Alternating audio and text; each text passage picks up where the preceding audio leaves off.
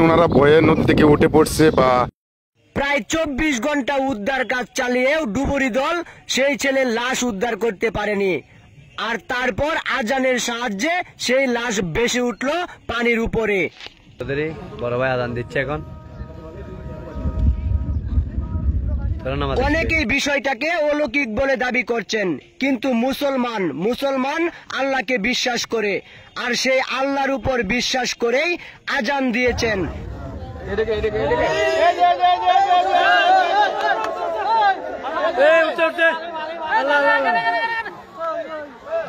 আল্লাহ আল্লাহ আল্লাহ আল্লাহ আল্লাহ আজান দিতে বাদি দেখো না ছেলেটাকে উদ্ধার বললেও ভুল হবে। ডুবুরি দল যেখানে পারলো না, সেখানে আজানের সাহায্যে কিভাবে ভেসে উঠে সেই লাশ। সবাই তো হতবাক, এলাকাবাসী থমকে গিয়েছেন।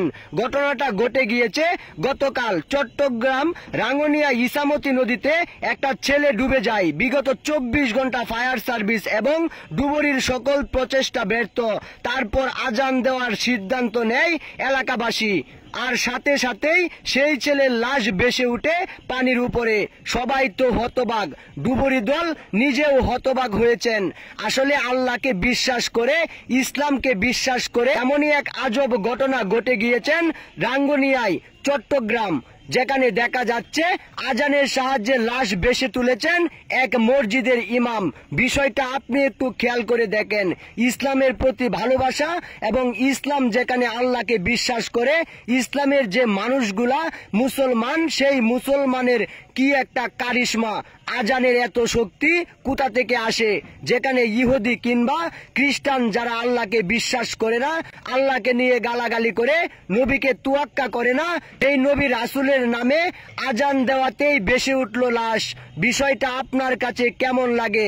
আর এখন শুনবো ফায়ার সার্ভিস কিংবা ডুবুরি দলের ভাষ্য। আমি কি বলবো? এটার কি আর কোনো প্রসেসিং নাই? তারা কেন পারলেন না? আসলে আল্লাহর উপর কেউই নেই, আল্লাহকে বিশ্বাস করতে হবে। আল্লাহকে বিশ্বাস করলে সবকিছুই সম্ভব। আপনি ধৈর্য ধারণ করে আল্লাহর নামে কোনো কিছু করলে সেখানে সফলতা পাবেন। আর সেটা বিশ্বাস করে মসজিদের ইমামের বেতন কিংবা অন্য কিছুতে তাদেরকে আমরা ছাড় দেই না, কিন্তু সেই মসজিদের ইমামের আজানেই ভেসে উঠল ছেলের লাশ। মা বাবা খুশি ছেলের লাশ পেয়ে। যেখানে 24 ঘন্টা উদ্ধার কাজ চালিয়েও ছেলের লাশ উদ্ধার করতে পারেনি, তখন বাবা মা হয়তোবা আশা ছেড়ে দিয়েছিলেন, কিন্তু সামান্য এই আজানের খাতিরেই ছেলের লাশ ভেসে উঠলেন। এখন বিষয়টা আর সামান্য নেই, কারণ বিষয়টা এখন আপনার আমার জানার বিষয়। মুসলমান, ইসলাম আর এই আজানের শক্তি কতটা সেটা শুধু মুসলমানই জানে। 5 ওয়াক্ত নামাজে যে আজান দেওয়া হয়, একজন বাচ্চা জন্ম নিলে আজান দেওয়া হয়, এবং কি সব জায়গায় যখন সব মসজিদে যখন আজানের ধ্বনি ভেসে উঠে, সন্ধ্যা সব জায়গায় যখন রাতের শেষে দুপুর কিংবা সন্ধ্যায় আজানের ধ্বনি ভেসে উঠে, তখন কলিজা মুসলমানের শান্ত হয়ে যায়। আর সেই আজানের খাতিরেই এখন বাবা মার